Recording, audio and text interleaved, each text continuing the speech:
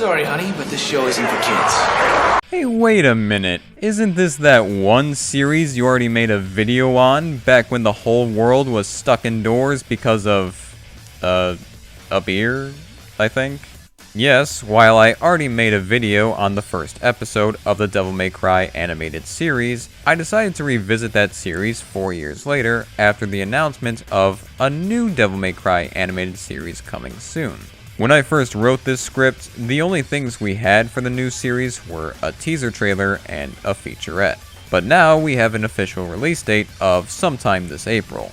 So for the lead up to that, we've got the previous 12 episode series, set in between the events of Devil May Cry 1 and 4, or maybe it's 2 and 4, I don't know. I don't think it really matters all that much, considering DMC2 is a game we all wish we can forget. This series features Dante from the Devil May Cry series doing some of his wacky jobs, while also having run-ins with some old friends and having a little girl to look after. Whereas the DMC games have more deep and involved stories and missions, this series gives us a slice of Dante's everyday life. Sitting around like a broke boy, eating only 2 food items every day, and dealing with lower level missions that come his way. Just from that very watered down synopsis, you can tell this series isn't going to be anything groundbreaking, but it does still offer fans an interesting way of seeing more from Dante.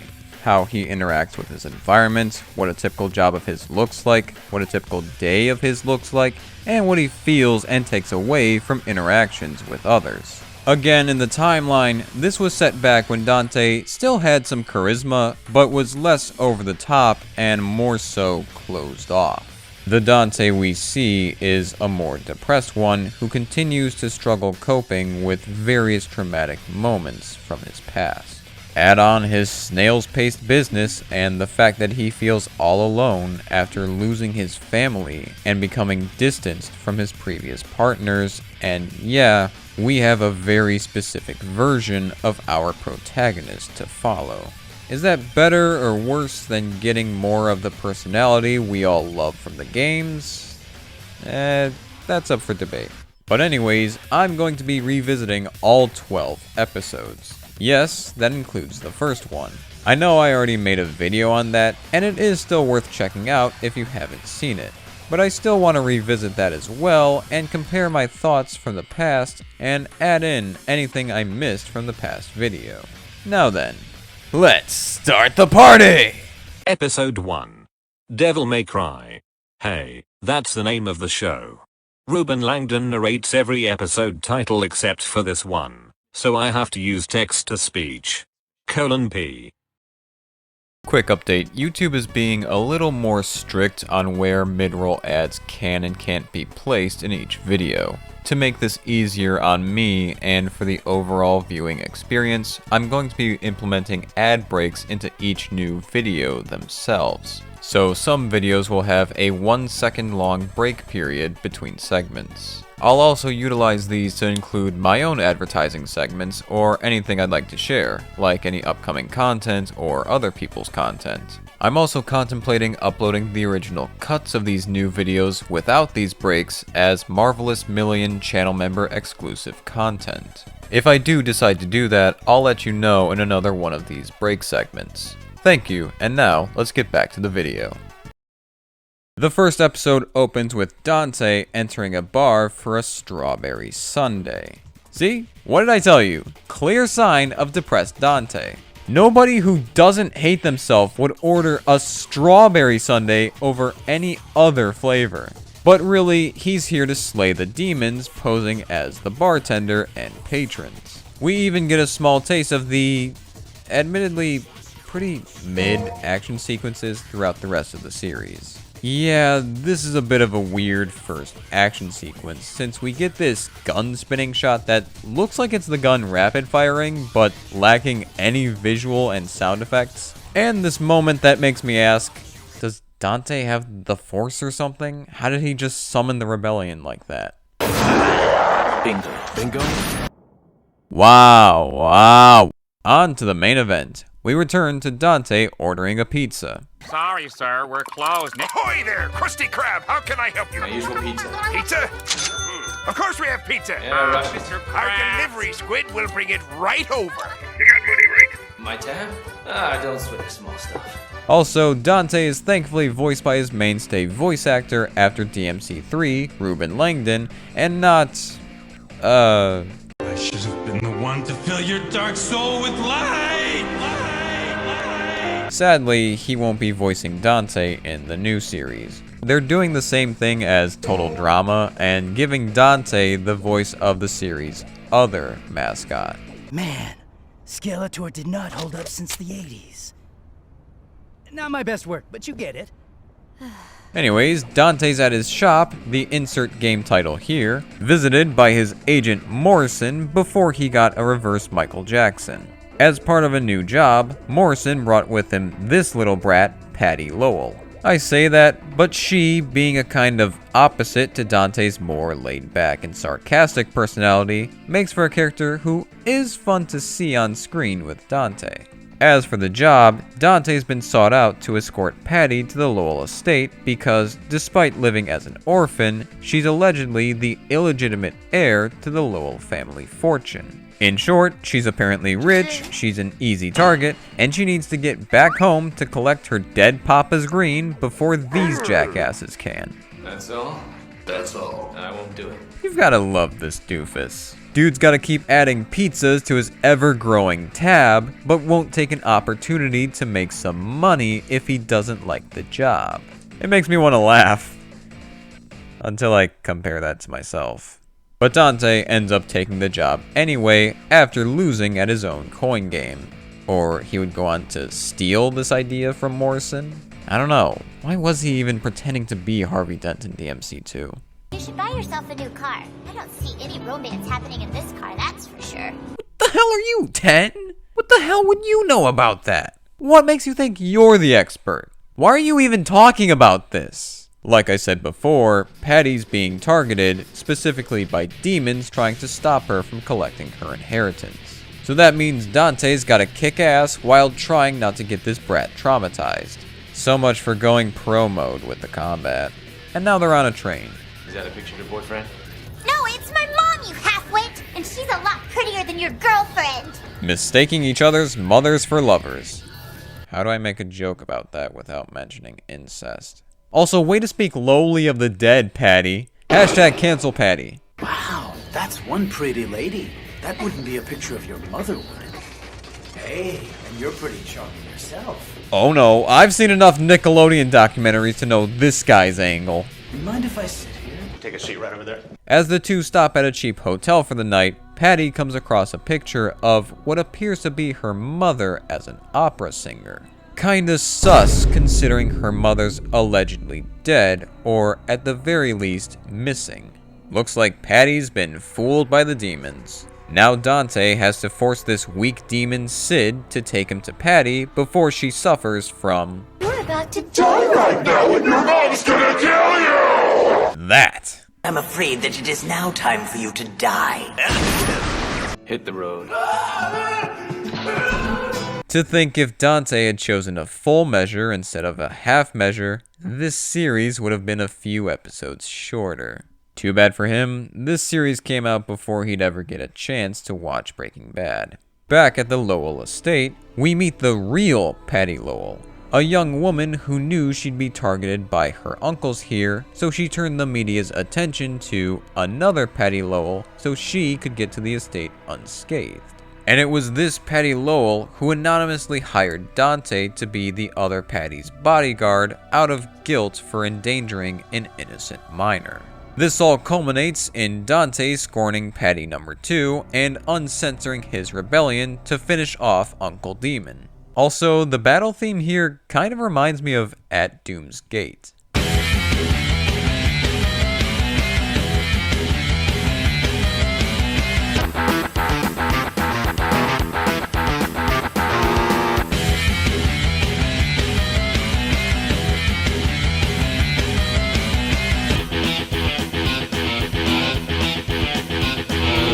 That child, Please let me take care of her. I want to do what I can to make amends. Let's see, your options are to leave this brat behind with this now rich bitch, or send her back to the orphanage. Dante's choice was the secret third option. What if? No, the secret third option was to force a dependent upon himself, crushing any hopes he ever had on escaping debt. And what's the first thing Patty does? Oh my goodness! Ah, would you look at this place? It is disgusting. This is awful place for Arborean home. Not enough columns, not enough jacuzzis with LED lights. Hang in there, Dante. You've still got 11 more episodes of this. Next mission, Highway Star. Real quick, if you're enjoying the video, don't forget to like the video, subscribe to the channel, and ring the bell icon for notifications of every new upload. To support the channel further, share this video with others, and consider clicking the join button to see how you can become a channel member in exchange for exclusive perks. Got all that? Good. Thank you all, and now let's get back to the video. Episode 2 is all about Motorcycles!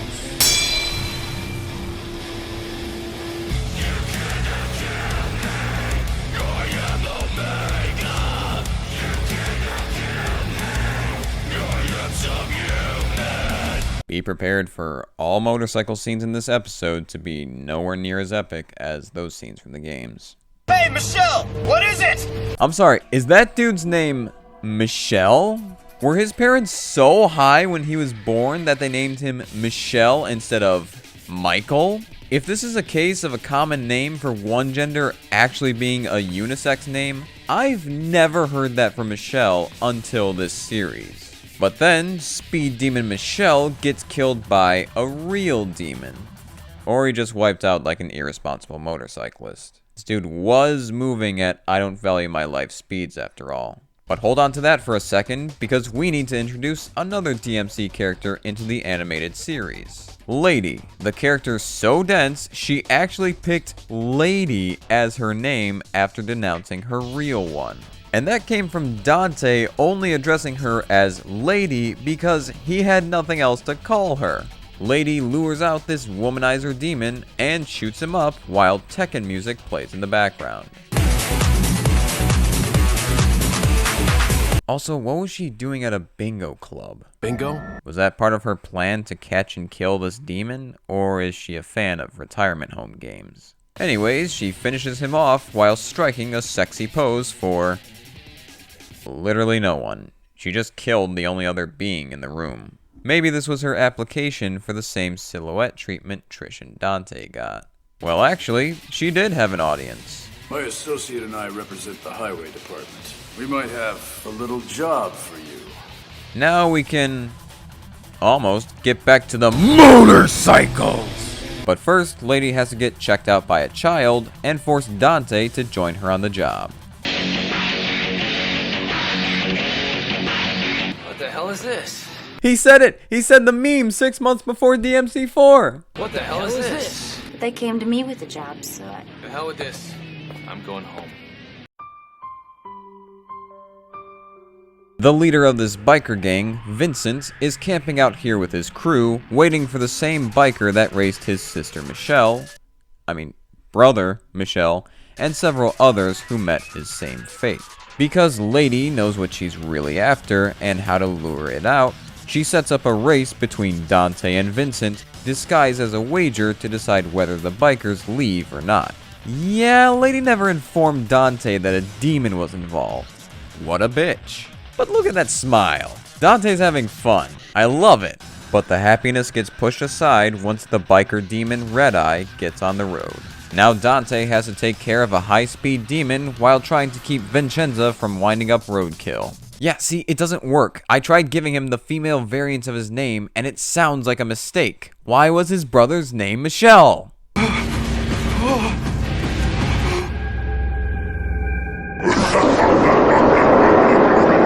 Don't do it! Brother! Stop!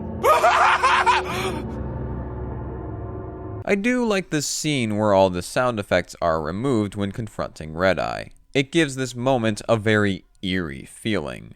Or maybe for some, it'll come across as, we're running out of sound effect budget. We're going to wind up as broke as Dante at this point. Please send help. The loss of sound drives Dante to the point of madness, so he destroys the bridge and attempts to murder Vincent. But then Lady joins the fun, giving Dante the rebellion so he's not forced to make this a DMC2 fight. And so, Red Eye ends up skewered and then killed in the same way as practically every final boss in a Resident Evil game. And even after all of that, Dante has nothing to show for it. Lady adds the highway damages to Dante's debt and keeps Dante's earnings as a deductible from the sum he owes her. I said it once, I'll say it again. What a bitch. This episode ends with Dante being visited by the guy he could have very easily killed back on the highway. It's actually a nice ending where Vincent makes his face disappear, but also thanks Dante for keeping him from taking on Red Eye, and in turn, helping him move on from his brother's death. Despite having his face obscured, I get the feeling Dante appreciates this, and it's moments like these that he really values. The things that keep him going and assures him that he's doing good things when he's otherwise got so many problems dragging him down. Check out the next mission. Not love. I was recently asked where viewers can find more of my reviews and retrospectives like this video. Well, I have a playlist with just that. I'll link it up here in the card so you can check it out. Thank you, and now let's get back to the video. Get ready all you horny anime fans, because this episode is all about romance. And no, that doesn't mean this episode will be about Dante picking one of his female friends as his best waifu. It's about these one-off characters. Okay, on to episode 4. Next mission. Rolling thunder. Okay, fine. I'm only kidding. This episode sets up the love between a disguised demon and a young woman who just so happens to be the mayor's daughter. So yeah, obviously the beginning of disaster. This man's a healer? What's wrong with you? Don't you know what that would do to my reputation? I told you to marry a tank. More specifically, one with a tank load of money. But let's get Dante involved now. Patty's been pestering Dante about the TV being broken and being unable to watch the previous episode of Devil May Cry, the animated series, featuring Dante from the Devil May Cry series. To avoid more of this, Dante immediately takes Morrison's next job, no questions asked. With no one left to fix the TV, Patty turned to the internet and got caught up by watching a retrospective video on the DMC animated series by MEWTWO-MILLION. Patty enjoyed the video so much, she gave it a like, left a nice comment, used the share button to share it with others, and subscribe to the channel. All of which you should do too. Patty didn't become a channel member though, because she blew all of her money on this.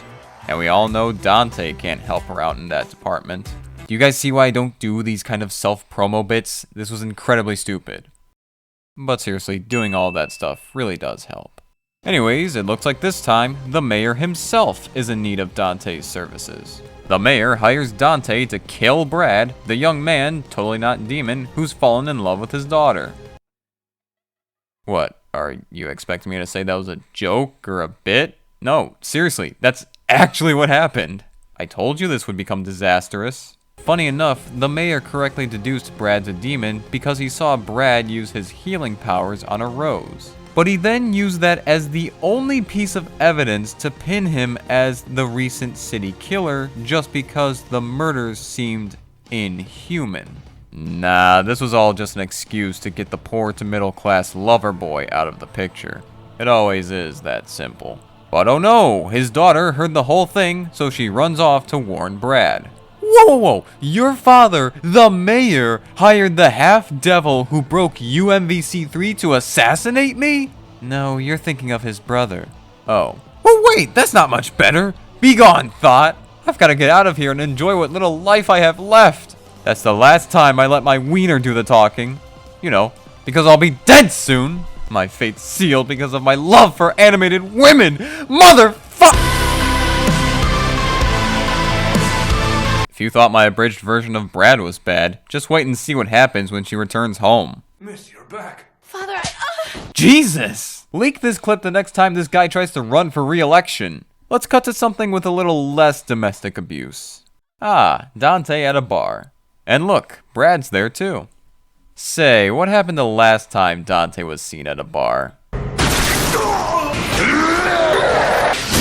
Bingo. Brad's shitting bricks right now. Brad leaves to get clean underwear to die in, but stumbles upon the real killer demon in the city. Seeing that Brad is innocent, Dante disposes of the real killer before giving Brad a moment for a final question. A question that acts more as an answer for his true intentions. I heard that you're a half-breed. Were your parents in love? Was there a love between human and demon? Who knows? I think a lot of those couples truly loved each other. Deep inside their hearts. Was that all you wanted to say? Yeah.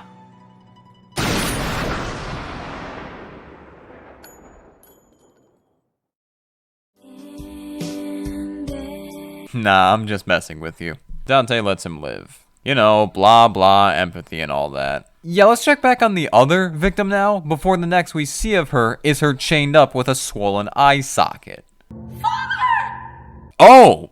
Yeah, well that's not something I expected to see back here. Turns out, their butler was summoning a demon master and forced the weak demon Brad to help him.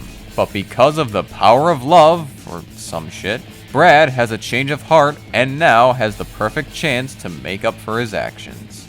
And by perfect chance, I mean he's got Dante as backup. But this demon, master of other demons, still rises. And Dante literally just pushes him back down. I swear the fights in the games aren't this anticlimactic. Unless of course you're looking at DMC2. But with that, the episode ends with Dante walking away with a job incomplete and a smile in the place of any cash. Still penniless, Dante sits satisfied knowing that Brad and Angelina will be just fine together. Are you crying? It's only the rain. The devils never cry. These tears are a gift only humans have. Brad understands love. He's gonna make it just fine as a human being.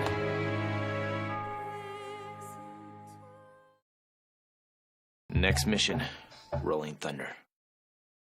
Episode 4 is called Rolling Thunder, but I prefer to call it the Catfight episode. This episode pits the two femme fatales of Devil May Cry against each other. Lady, who we last saw in episode 2, and Trish, the OG DMC lady. This sparks from Lady being informed of a demon woman in town, but also because Trish just keeps showing Lady up just for the hell of it. So you prefer to remain in that form, do you? Let's see, positives of keeping this form: she can better blend in with humans and her fellow demon hunters. Negatives, it's a constant reminder of, hey Dante, check it out! I look the exact same as your dead mom! But the showrunners only need a certain positive. I wonder what that could be. The day after Trish escapes Lady, Lady asks Dante if he knows anything about this she-devil. Lady automatically thinks Dante may know Trish because Trish was dual-wielding pistols like Dante does. Because Dante's totally the only person who dual-wields guns. You realize you do that too, right, Lady? But yeah, Trish saw Lady visit Dante, so she just continues to tease Lady. She's a friend of a friend? Cool. You'll be my new play toy for a while. We get some odd stuff, with Lady feeling the need to buy more expensive clothes than Trish does. Is this a normal female thing? Do women seriously do this kind of thing during spats? I can't wrap my male brain around this. But the climax of the spat is a rematch in the church of Lady's latest employer. Also, these outfits would make for good alternate cosmetics in the games. I'm surprised they never did that. But wait, did Trish always have lightning bolts on her ass? That looks kind of dumb, not gonna lie. The fight gets to the point where it looks like an actual IRL cat fight until Dante calls it off. So finally, they let Lady know that Trish was the lady before Lady. Or I guess the lady after Lady, based on the canon timeline. And the fans get to hear that Dante and Trish went their separate ways sometime after DMC 1 because Dante was too loose and Trish was too strict. Also, Dante just confirms here that he only eats pizza and strawberry sundaes. But now that the ladies went from adversaries to besties, we need a real villain to kill so we can end the episode. Turns out, the priest wanted Lady to kill Trish because he himself was a demon being hunted by Trish. Joke's on you, pal! Good thing that was the pun they all went for there. Otherwise, how would I think their dialogue was anything but scripted? Now that he's taken care of, it's time for Trish to conclude her little visit. If you get sick of it, you can always come back here. That's uncharacteristically kind of you. You know what's really going through Dante's mind here. Oh my god, please stay. I'm stuck here all day, every day, with a little brat decorating my place like a dollhouse and begging for the most expensive crap. I need someone I can relate to here to keep me sane. Trish even gets a lift from her new gal pal so they can ditch Dante and leave him with the bill for all of their new clothes. Wait, seriously? What the hell? They what? What did they buy? Clothes. Clothes? Why the hell would clothes cost this much? I hope Dante won't be mad that I bought some clothes. My next mission. In private. It's time for a goofy filler episode that seems like it'll be a skippable stinker at first, but actually is pretty funny. This episode introduces this desperate loser failing to make advances on his waitress crush.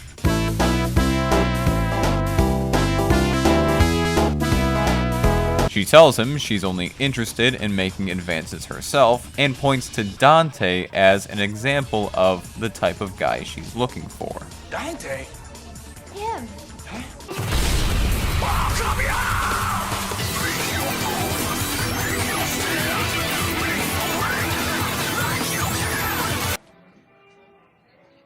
Poor Dante just came for dessert. Now he's being used as an object in the shenanigans of these idiots. So Loverboy, whatever this guy's name is, spends the episode following Dante around to see how he can be more appealing to the scantily uniformed minimum wage worker. But in doing so, he stumbles upon suspicious behavior from Dante that gets him frightened by our protagonist. The first instance comes when he follows Dante to a nightclub only to see him pull a Mr. Steal Your Girl and give her 4 shots in a ladies' room. Gun shots, I mean. Devil may come. Cut that out of the video. Every time whatever this guy's name is sees something unusual from Dante, he tries to warn Cindy only to be seen as even more obsessive than before. The man obsessed with exposing red flags is only making himself look like a major red flag. In his second attempt, whatever this guy's name is stakes out the Devil May Cry and gets chased away by the only security measure more effective than a camera with a mounted turret. A child. It's said that a child is the fastest way to send around 33% of men running. The concern really kicks in when he sees Dante single-handedly take out the mob in a shootout. So the obvious course of action after that is to snoop around Dante's shop while he's out. Gee, this guy's an unstoppable killing machine. Let me continue to investigate him on my own with no protection. That's a great idea. Cindy'll totally fall for me after this. Whatever this guy's name is forgets how to open the front door, so he runs upstairs and finds Sid. It's been a while since we last saw this weasel. Sid gives whatever this guy's name is a box that he claims will reveal the truth about Dante. Then Lady barges in looking for Dante. Geez, that's 3 people in one night. I know Dante doesn't care about intruders since he's a one-man army and doesn't have any riches to steal, but still, get yourself a guard dog with a freaking mace sprinkler on its back or something. I don't know. So yeah, whatever this guy's name is gets scared shitless to the point where he actually jumps off a 2nd-story window to flee the scary lady. Whatever this guy's name is opens the box and finds a bell that can call demons. Whatever this guy's name is panics so much he forgets he's running on a newly broken foot. The final straw comes from when whatever this guy's name is sees Dante kill a demon. Now he's ready to skip town, but before he can, Dante figures out he's been watching him. So Dante gives whatever this guy's name is a little show with a devil bell before putting him at ease. If you're gonna skip town, you should at least let her know about it. If you don't, she can't chase you, even if she wants to. Now, whatever this guy's name is no longer afraid of Dante and gets the girl to chase him by copying Dante's diet. At least change the sundae flavor, dude. You're kinda making me lose my appetite, dude. Also, I don't know if I'm stupid, but this guy, despite being the center of the whole episode, never had his name said. I guess his name is Isaac, since there's an Isaac in this episode's character credits, but yeah, that was never mentioned in the episode itself. Yeah, that's why I only referred to him as whatever this guy's name is. That's really odd, but whatever, we're moving on. Next mission, Rock Queen. Episode 6 is called Dancing Queen. Rock Queen. The episode opens with a demon looking through some albums because didn't you read the title? This episode's about music. The demon lady watches them all burn, which is pretty damn evil. If you ask me, that's no different from burning books. I also feel that way about making purchased games unusable. But that aside, check it out, Dante's got his jukebox fixed. Let's rock.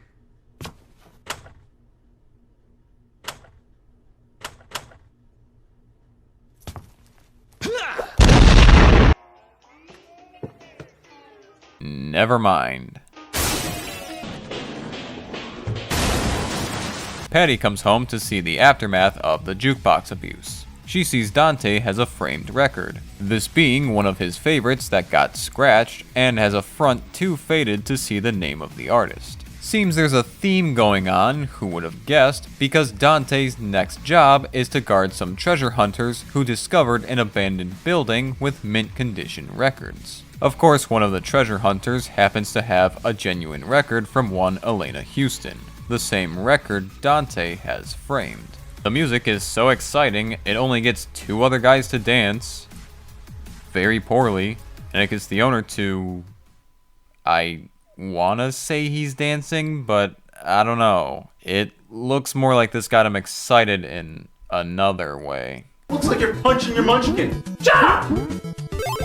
As in jerking off! Yeah, I know what you mean, okay? But the music also catches the attention of the demon lady and her pet salamanders. Dude better put his cock away before one of them bites it off. Turns out the roaring demon lady is Elena Houston, though now she's using her singing voice for violence. And people say heavy metal is harmful. The guy with Elena's record was a childhood friend of hers. When they grew up, he wanted her to explore her passion for music so much, he dedicated his time and money to helping her become a star. After a long road filled with dead-end gigs, Elena suddenly got her shot at fame, only to see her fans become more crazed than Taylor Swift fans, literally killing each other to see her perform. Elena then pushed everyone who got her to where she was away and embraced the madness. Now I'm not too sure what this is exactly.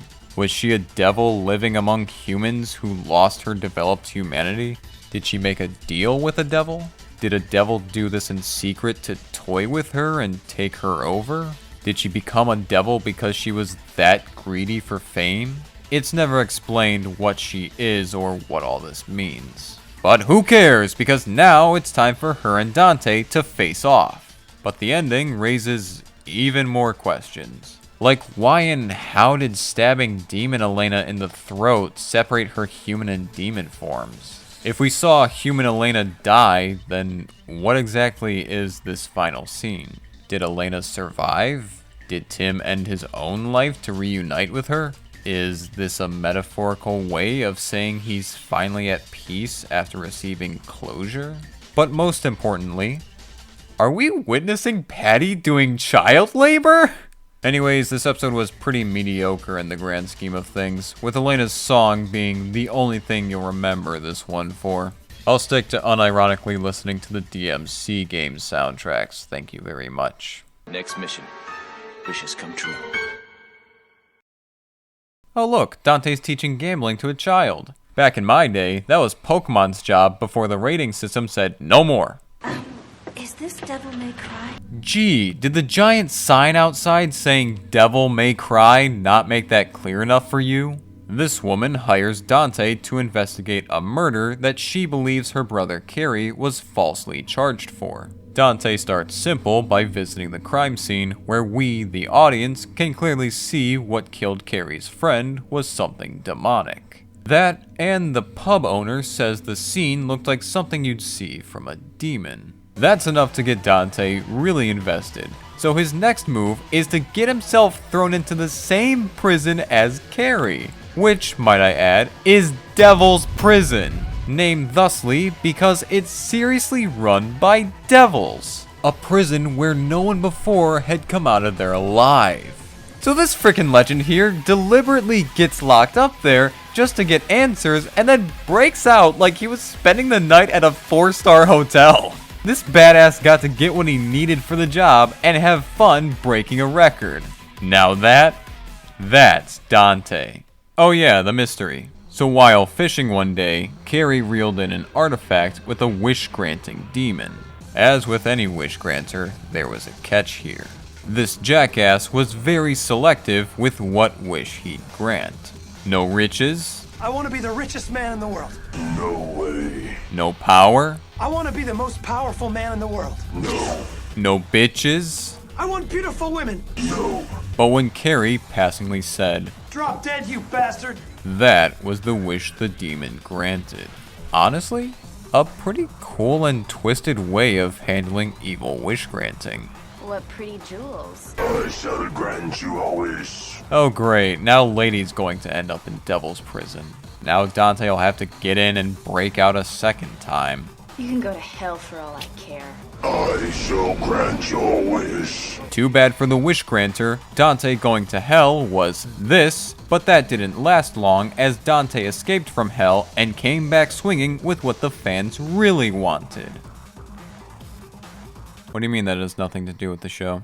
What, you want me to say the demon tried to grant the wish, but Dante overpowered him and killed him instead? Yeah, but that's obvious at this point. We're 7 episodes in. You should know by now that that's the same formulaic way every episode ends. Just let me talk about the meat of the episodes and end these with my own stupid jokes. Man, I wish you'd stop pestering me all the time. I shall grant your wish. Oh no, wait!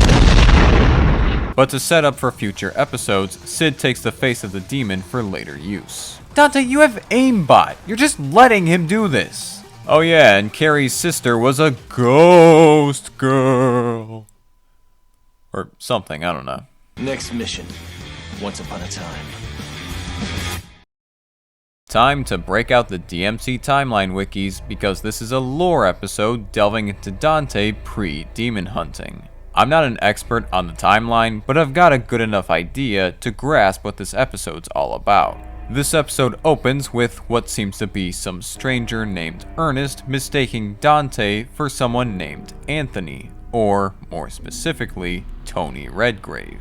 Even if you're not familiar with the DMC lore outside of the games, Tony Redgrave might ring a bell if you ever looked at the details on Dante's dual pistols, Ebony and Ivory. Ernest tells Dante he can clear Dante's, or Anthony's and his mother's name of a tragedy on Morris Island, which he believes could have truly been the work of a demon. Morrison brought this to Dante's attention since he was asked for Tony the Devil Hunter, of which the only Devil Hunter Morrison claims to know is Dante. Well, he may also know ladies, so the only male Devil Hunter maybe. Dante decides to go to Morris Island, where he meets back up with Ernest, welcoming Dante as if he's welcoming him back to his old home. Dante seems more concerned of Ernest and where he heard of Dante, or Tony, so Dante has Ernest take him to his informant. Of course, it's you.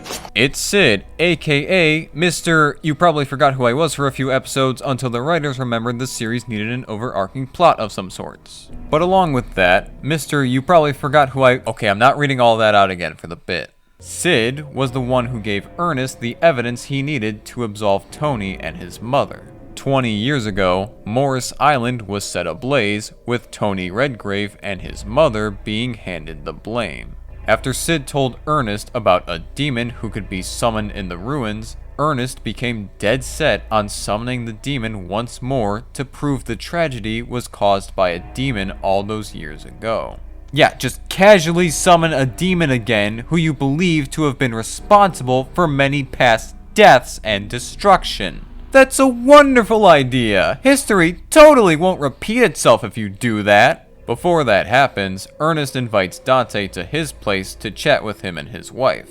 His wife tells Dante that Ernest has always been eccentric, likely from his horrifying past, but he became more at ease once he found a possibility to rebuild the life he lost. The chance to reunite with Tony Redgrave and return to the days before his dear childhood friend was labeled as an arsonist. Desperate to revive the old days, Ernest goes through with his foolish plan with absolutely no real thought put into it. Luckily, Dante arrives to keep things under control, though the demon does let it slip that dear Tony Redgrave here was, and always has been, Dante, son of Sparta. This is Sparta! No, not Sparta. Sparta.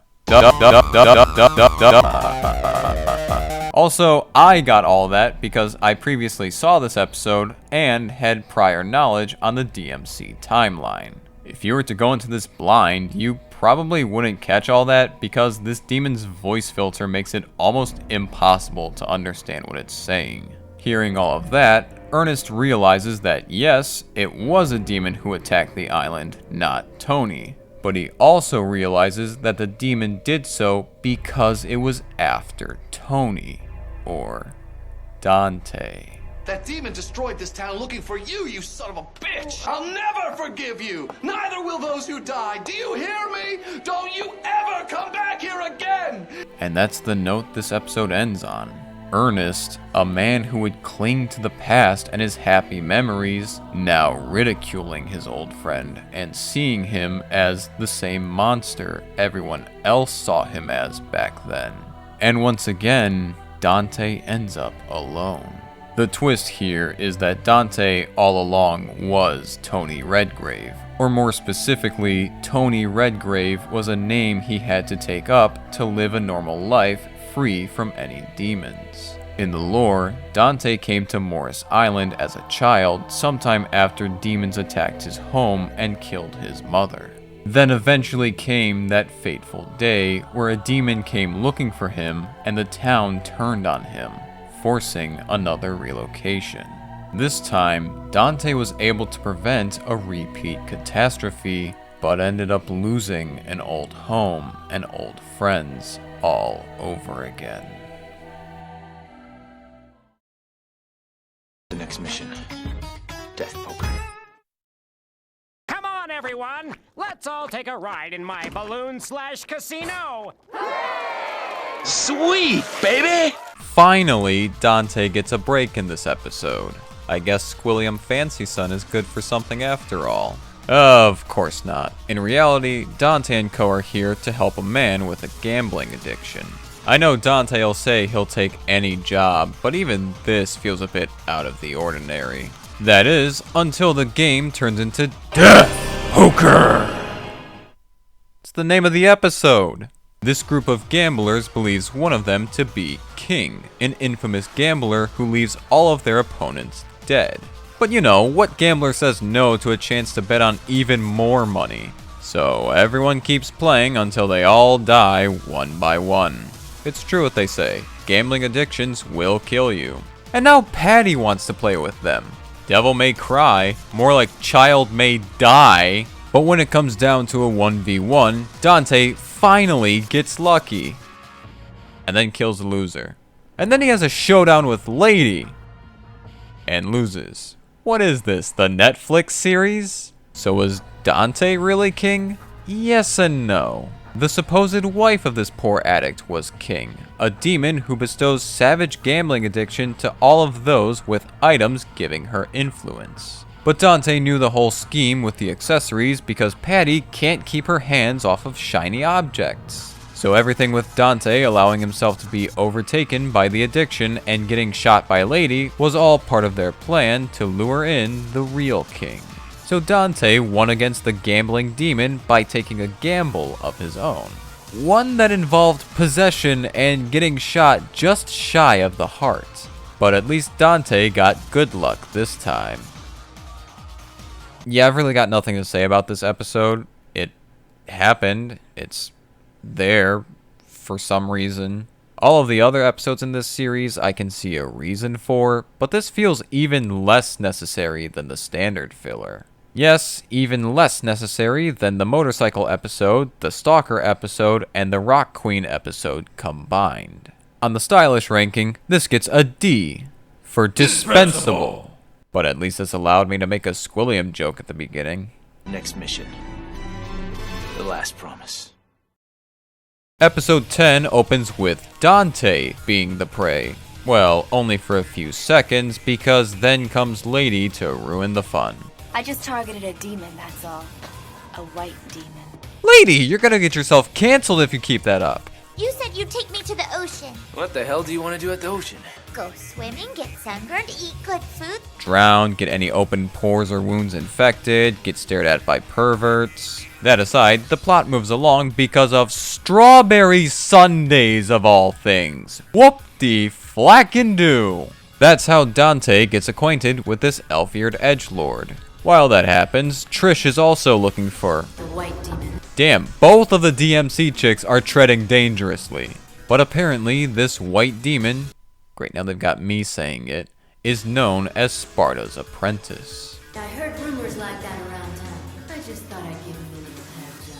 Later, we see Patty hanging out with not Dante, while Sid's hanging out with not Dante's brother, not Virgil. I call them that because they're twin brothers, with the mellow strawberry sundae eating dork being a lover of peace and humanity, while the grumpy one is jealous of not getting Sparta's power and hates Dante. Also, their hairstyles are the same as the respective Sparta sons. These days, you can't have twins or rivals without them in some way being parallels to Dante and Virgil.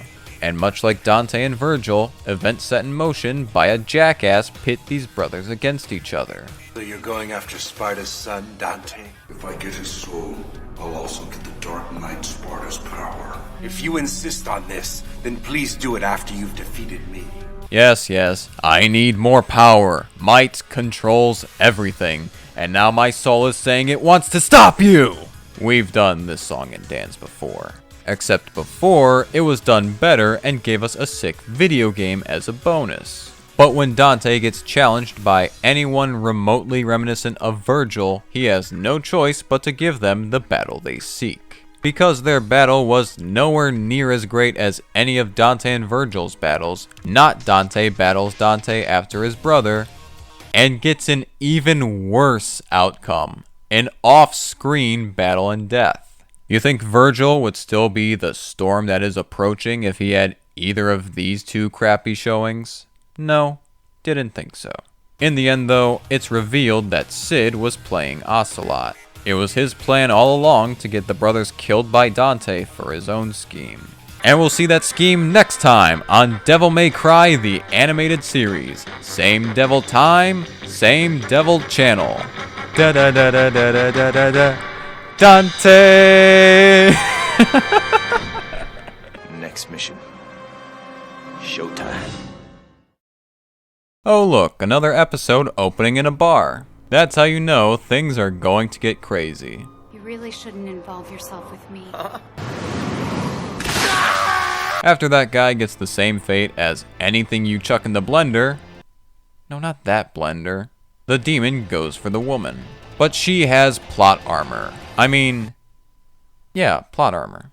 This woman later goes to the Devil May Cry to have Dante hold on to her plot armor.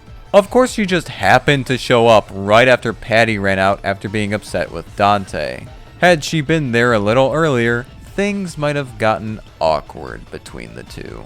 Yep, that's Patty's mother, Nina. The necklace contains a magic stone that demons are after because why wouldn't a demon want plot armor? They live in the same world as a red-coated goofball who kills them all like insects. Nina realizes how foolish it was to give up that plot armor, so she arranges to pick it back up the next morning. But then comes a child calling her mommy, so she takes off like she forgot the milk and cigarettes. Not wanting to deal with this little brat, she doesn't show up the next morning. But Patty doesn't take no for an answer, so once Morrison lets slip the hotel Nina's been staying at, Patty takes off. What's with Patty? I thought she wanted to see Nina. She probably remembered some soap opera or game show she wanted to watch. Are they that dense? She takes off as soon as she hears the location of a woman she believes to be her mother. Dante, you're supposed to be a detective in this series. How bad are you at your job? Oh yeah, Patty took the plot armor with her too. And right when Trish and Lady uncovered the devastating secrets of the necklace. Oh, and add in another layer of bad news because Nina's assistant has been Sid all along. Way to go, Patty. Running straight into yet another one of Sid's traps because your mother might be there. Have you learned nothing? With the necklace delivered right to him, Sid's ceremony is complete. He opens a demon world portal that transforms him from a level 1 wimp to a level 99 final boss. Dante chases Sid, leading into a bloody cliffhanger. Next mission. Stylish. Picking up where the previous episode left off, we learn that Sid has obtained the power of a powerful demon known as Abigail. A demon whose power was so great it had to be sealed away by Patty's father, Alan Lowell. Only with various items from the previous episodes could Sid finally get a hold of the power for himself. So while most of these items were just around, the necklace was held onto by Nina. And while she'd keep it out of Demon's hands, she'd keep herself separated from Patty to keep her safe. Until some careless woman with the same name would cause demons to pursue her anyways. While the ladies take care of the forming demon army, Patty goes after Dante. Through a demon world portal. Inside of a burning building. She must really be banking on the idea that this show won't kill a kid. There has to be a manual control for the sprinklers somewhere. You wait here. Yes, wait here in front of a flaming room inhaling tons of smoke.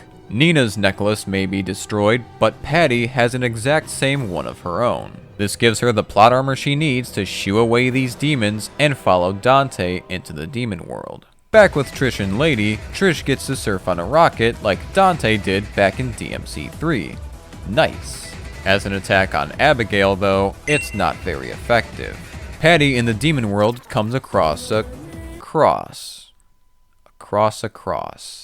Not my finest wordplay. Please open your eyes! I can't stand to have this be our goodbye. I'm sorry, Dante. Dante!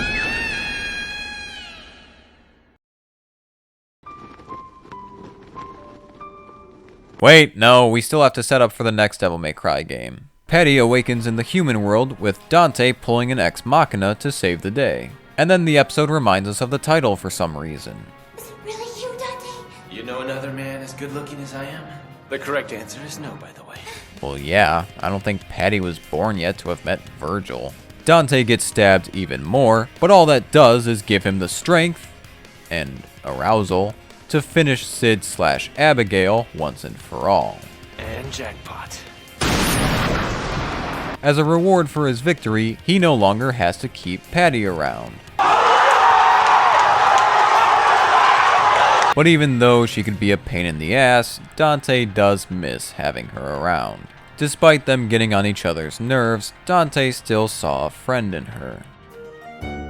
Afterwards, Dante, Trish, and Lady all set up to begin their roles in Devil May Cry 4. Or not exactly, based on the cutscenes in DMC4. I don't know, the timeline of events gets retconned anyways. Also, is Dante receiving free voluntary child labor now? Dante trashes the place as soon as I'm not around. That's... what the hell? And that's all there was for this series. As alluded to, this series doubled as cross-promotion for DMC4 since it came out a few months before the game and ended in a way that was meant to set up for DMC4 in canon. Even then, this as a tie-in is a bit strange. Devil May Cry 4 has a more playful portrayal of Dante, while this series mostly explores a sadder side of him. Also, DMC4 is a game that heavily focuses on Nero instead of Dante. Maybe the series was made to give us more Dante to make up for him not being the definitive protagonist of DMC4. I guess they were scared of having a Metal Gear Solid 2 Raiden dilemma. Fuck you! Still, what we got to see from Dante might not have been what some expected, but was fun and interesting to explore nonetheless. While the action throughout ranged from decent to somewhat disappointing, Dante's interactions with others and the emotions he both does and doesn't outwardly display make for good substance for those who want to see more of Dante as a person.